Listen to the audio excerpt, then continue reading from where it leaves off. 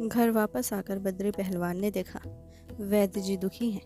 उनके दुखी होने की पहचान यह थी कि उनका साफा कुछ ढीला हो जाता, मूछें बेतरतीब हो जाती और हर तीसरे वाक्य के बाद वे कहने लगते, मैं क्या बताऊं, जो मन में आवे करूं।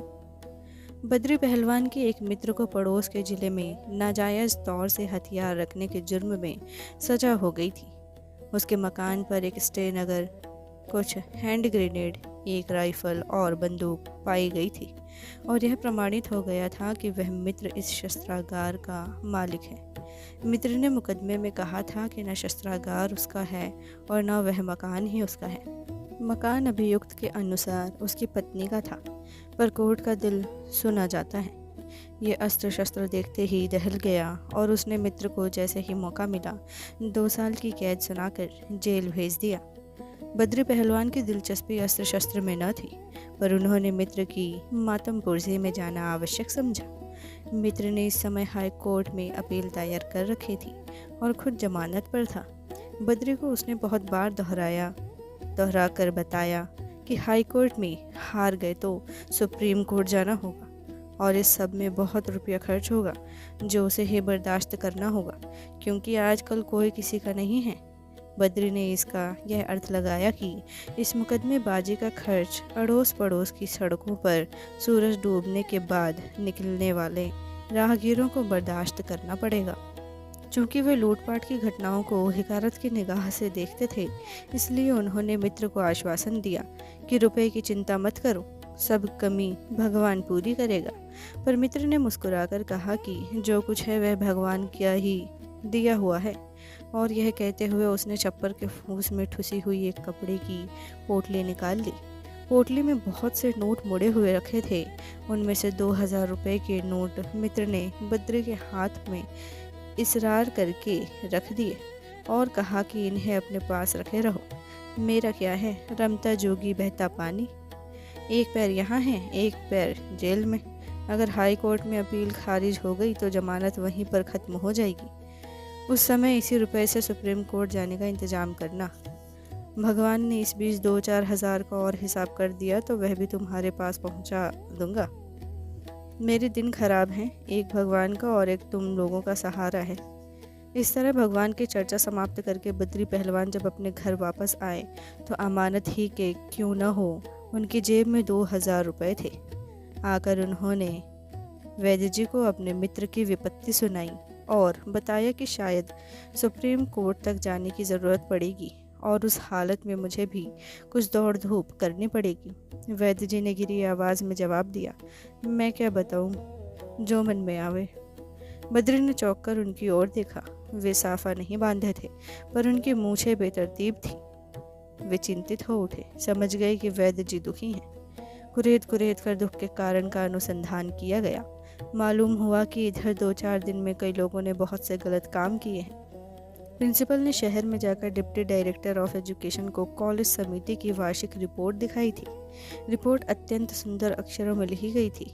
उसकी भाषा प्रांजल और शैली अलंकारपूर्ण थी। वैद्य जी के सौंदर्य का निरूपण करते हुए उसमें उन्हें इस क्षेत्र का नरकेसरी कहा गया था।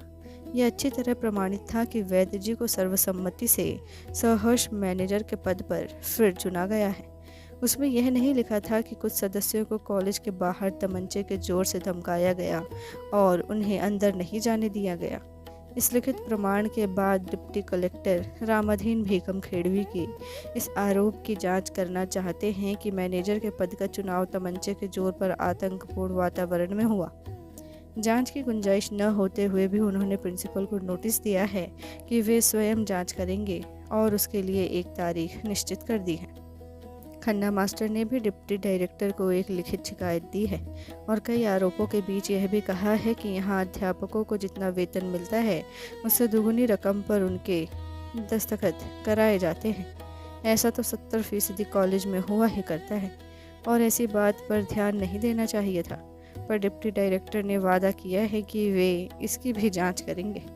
सारे संसार में एक अटल नियम है कि रसीद जितने की होती है उतने की ही मानी जाती है, पर इस लिखित प्रमाण के बावजूद वे जांच करने पर तुले हुए हैं। मालवीय मास्टर के दुराचरण के विरुद्ध किसी ने गुमनाम पर्चा छपाया है। आरोप गलत हो या सही, पर गुमनाम शिकायत करना एक कायरतापूर्ण कार्य है।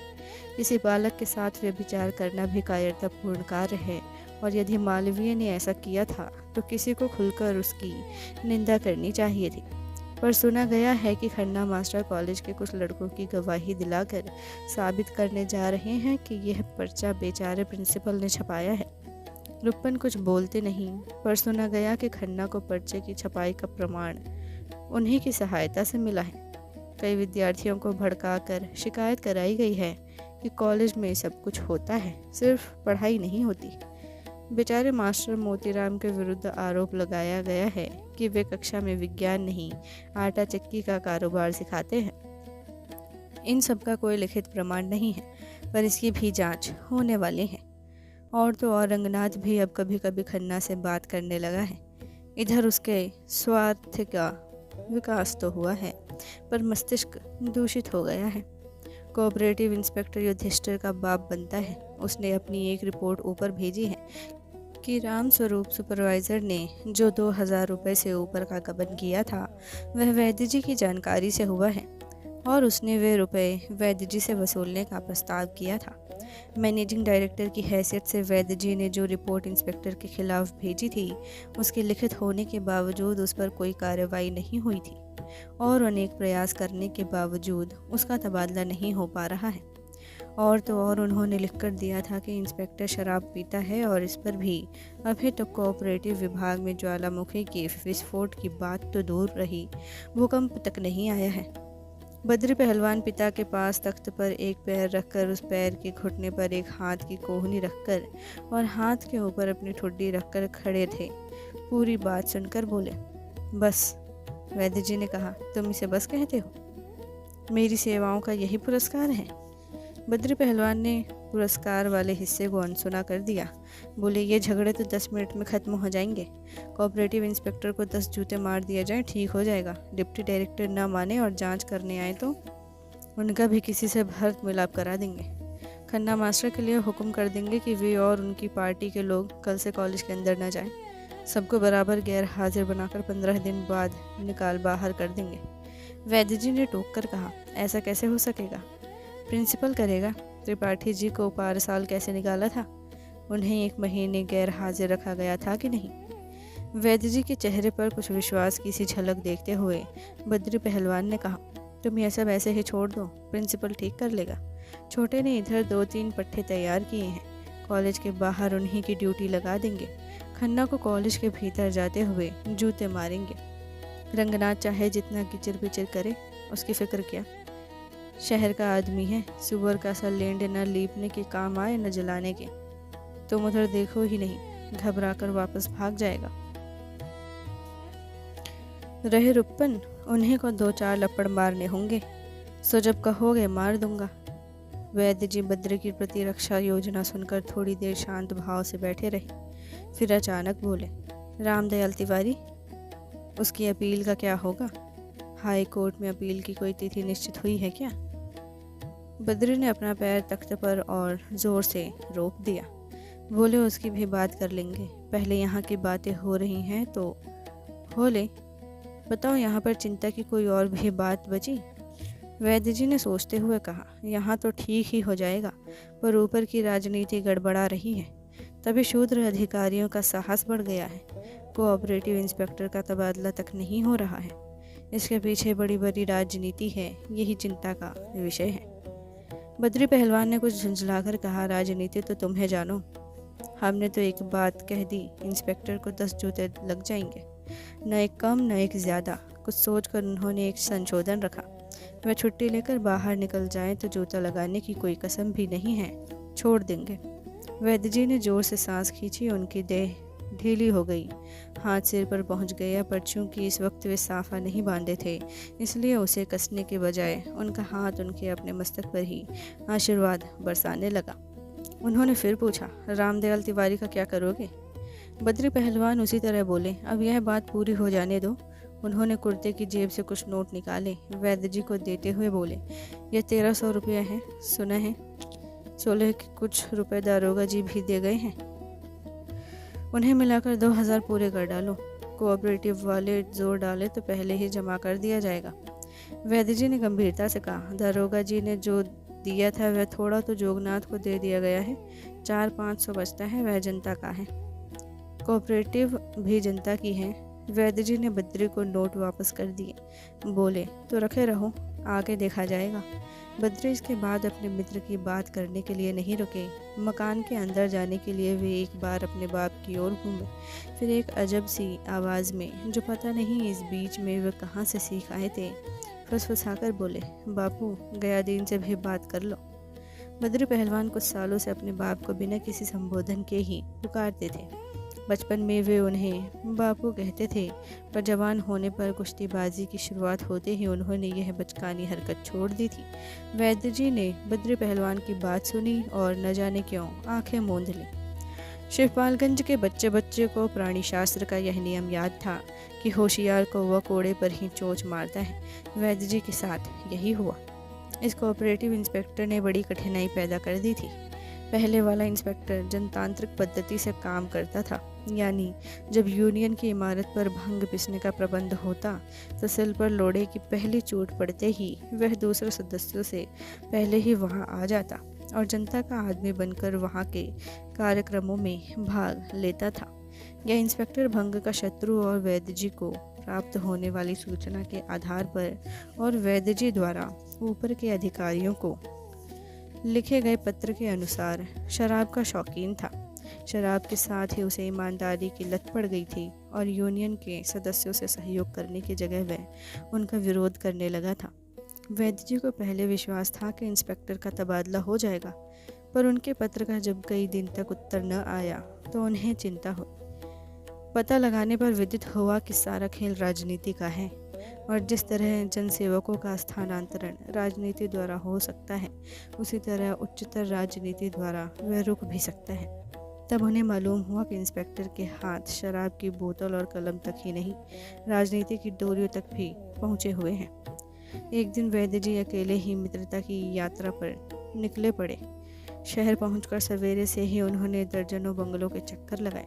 कुछ जगहों को छोड़कर जहां घंटा आध घंटा बाहर बैठना अपमान सूचक स्थिति नहीं माना जाता था, उनका उल्लासपूर्ण स्वागत हुआ और धक्का खाया हुआ आत्मविश्वास उनके भीतर एक बार फिर से फनफना कर उठ खड़ा हुआ। बहुत से बंगलों पर लोग उनसे वीर पुष्टि की गोलियां पाकर प्रसन्न हो गए। बहुतों को गोलियों के साथ यह सूचना भी देनी पड़ी कि उनका परिचय कुछ दिन पहले एक उच्च कोटि के ज्योतिषी से हो गया है और यदि श्रीमन अपनी जन्म कुंडली दे दें तो उस पर पुनः विचार कराया जाए। कुछ लोगों का उत्साह बढ़ाने के लिए गोलियों की प्राप्ति और ज्योतिषी का परिचय मात्र काफ़ी नहीं था। उन्हें बताना पड़ा कि ऋषिकेश के अमुक महात्मा जी अमुक तिथि को यहाँ आने वाले हैं। हाँ, वही महात्मा जी जिनके आशीर्वाद से अमुक पुलिस कप्तान के विरुद्ध सारे आरोप मिथ्या प्रमाणित हुए, और यही नहीं, उन्हें तत्काल पदोन्नति भी मिली और उनसे रात्रि 10 बजे के बाद मिलने में अधिक सुविधा होगी। और श्रीमान यदि चाहेंगे तो परिचय कराने के लिए उस दिन मैं भी आ जाऊंगा।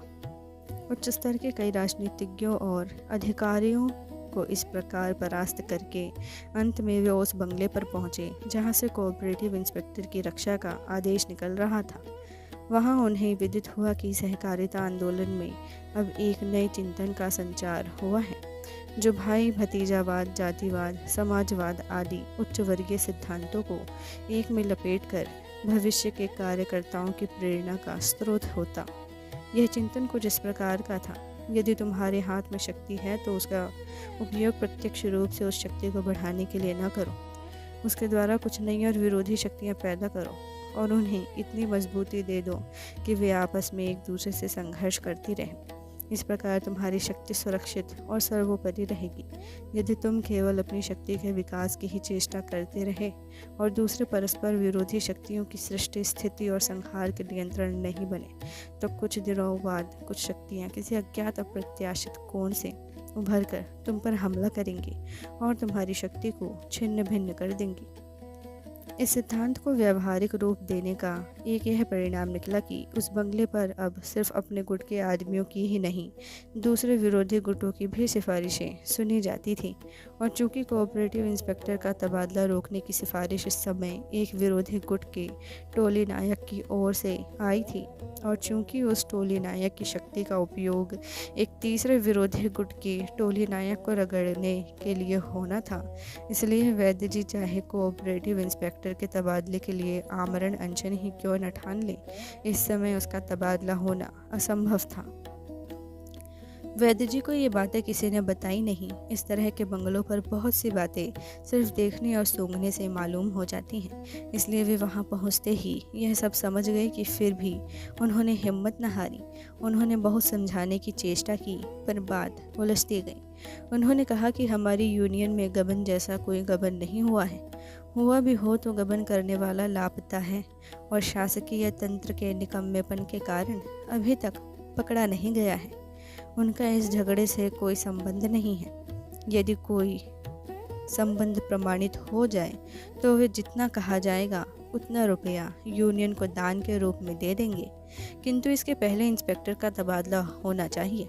वे जो कुछ कहा जाएगा करने को तैयार हैं। शर्त यही है कि वैद्य जी को तब बताया गया कि हमें जनता के सामने आदर्श उपस्थित करना चाहिए। ऐसा न हुआ तो जनता का आचरण बिगड़ जाएगा। वह बिगड़ा तो पूरा देश बिगड़ेगा, वर्तमान बिगड़ेगा और भविष्य बिगड़ेगा। राम ने क्या किया था? सीता का त्याग किया था कि नहीं? तभी हम आज तक राम राज्य की याद करते हैं। त्याग द्वारा भोग करना चाहिए, यही हमारा आदर्श है। तेन यक्तेन भुंजिता कहा भी गया है। आज भी सभी यशस्वी नेता यही करते हैं, भोग करते हैं, फिर उसका त्याग करते हैं, फिर त्याग द्वारा भोग करते हैं।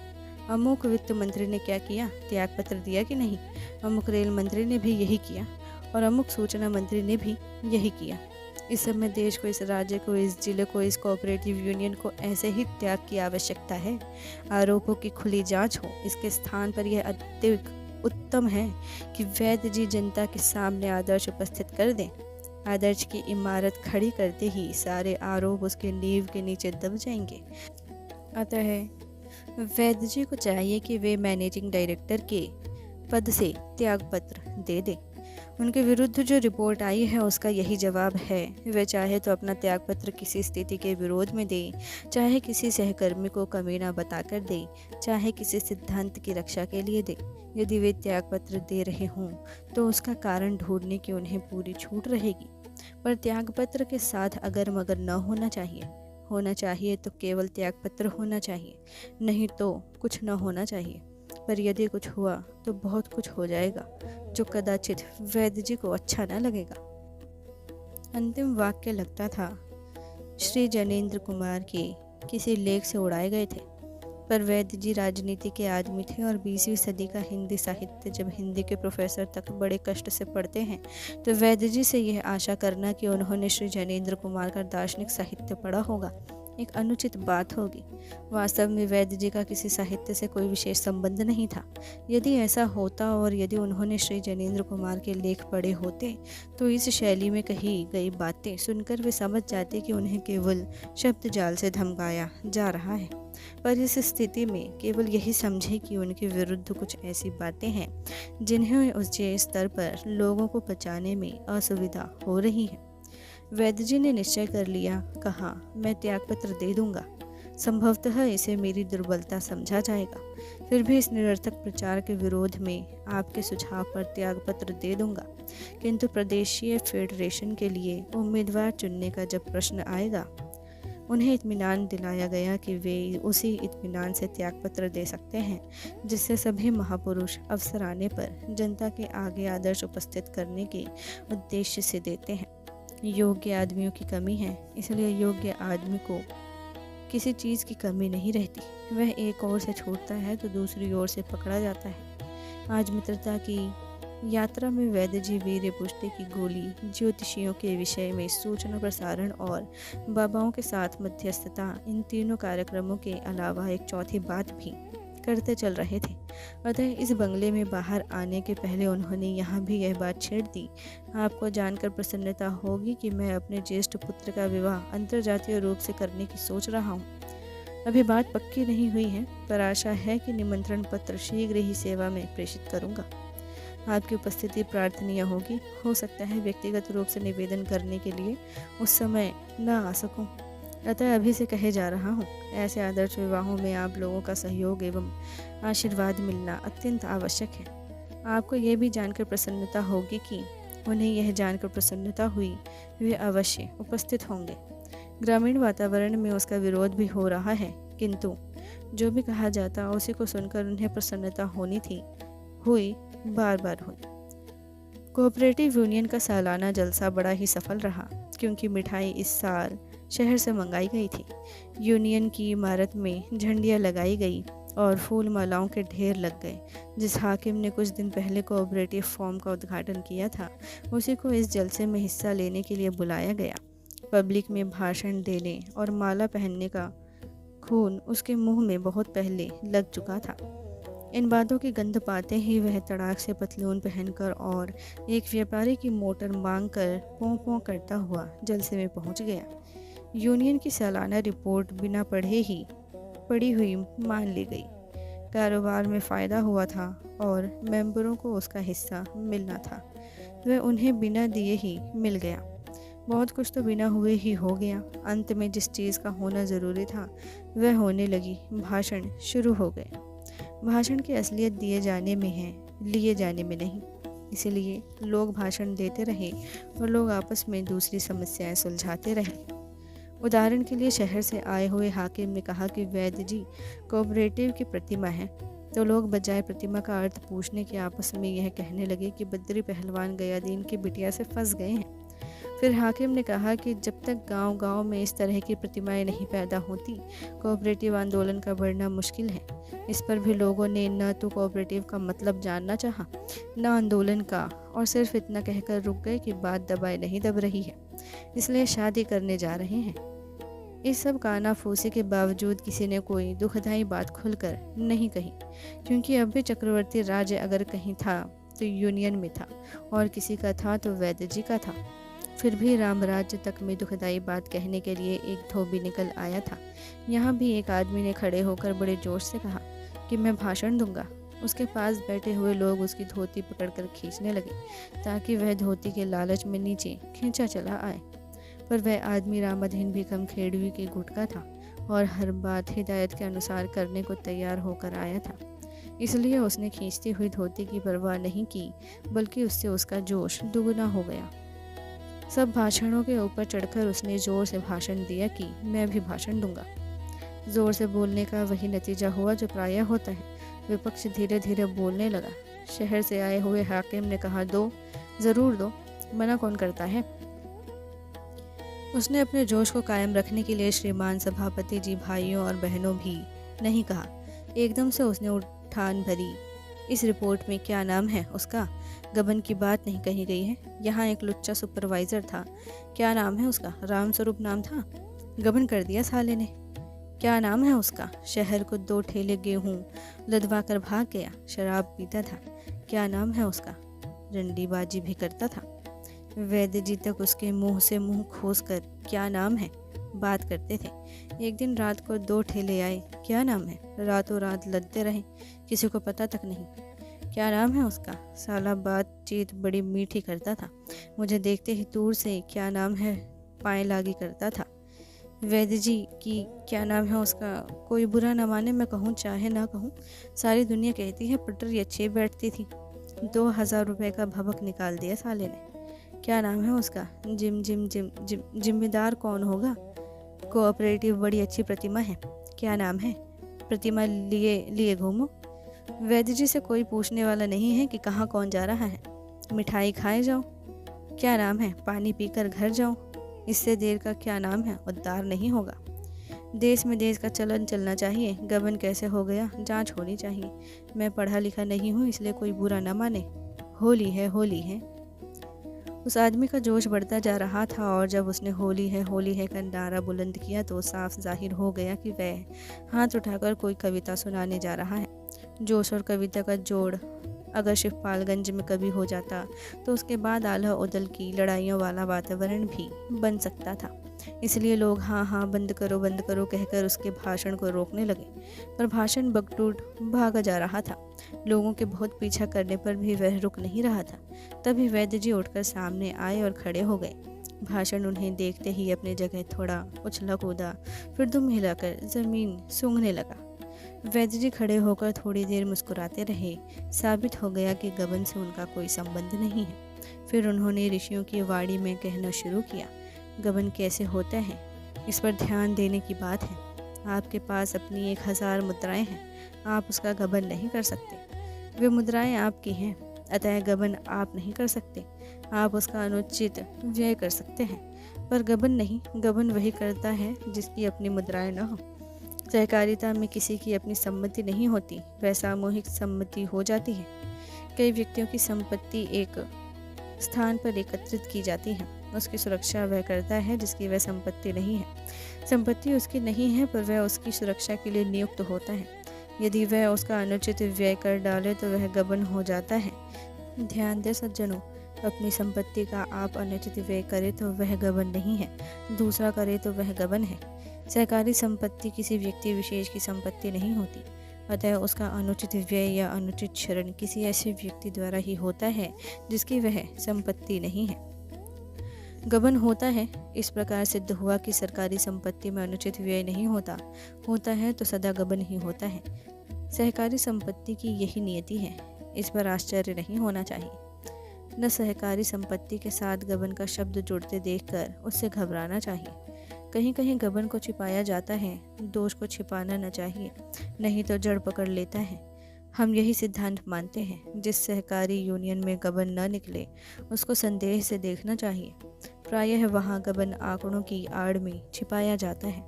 यहाँ कुछ भी छिपाया नहीं गया, व्यवस्था उत्तम रखी गई। गबन हुआ पर होकर भी नहीं हुआ, क्योंकि परिणाम उत्तम रहा। वर्ष के अंत में यूनियन को हानि नहीं हुई, लाभ हुआ। लाभ चाहे 1 पैसे का हो, चाहे 1 करोड़ मुद्राओं का। लाभ लाभ है और हानि हानि है। यहाँ हानि का प्रसंग नहीं उठता, प्रसंग तो लाभ का है।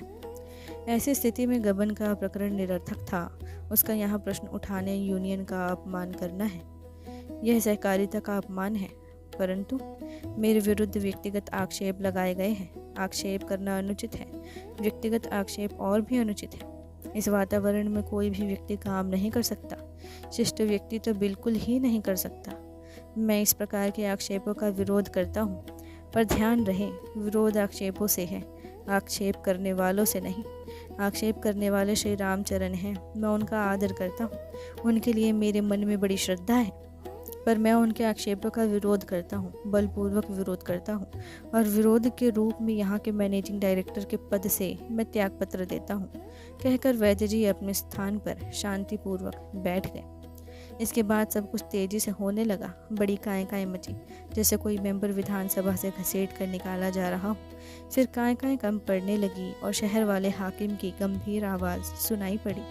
वैद्य जी अपने फैसले पर अटल हैं, इसलिए मेरी सलाह है कि उनका इस्तीफ़ा मंजूर कर लिया जाए। वैसे भी आज अगले वर्ष के लिए चुनाव होना था। इस्तीफे का मतलब यह है कि वैद्य जी आगे के लिए मैनेजिंग डायरेक्टर नहीं होना चाहते। वैद्य जी ने बैठे ही बैठे कहा, मैं सदस्य भी नहीं रहना चाहता। मेरा कर्तव्य पूरा हो गया। अब नवयुवकों को आना चाहिए, उन्हीं को यह आंदोलन चलाना चाहिए।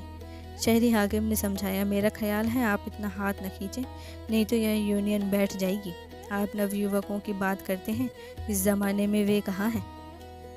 पर वैद्य जी नहीं माने। वे इस पर अड़े रहे कि नवयुवकों को इस ज़माने में भी होना चाहिए और उन्हीं को आंदोलन चलाना चाहिए।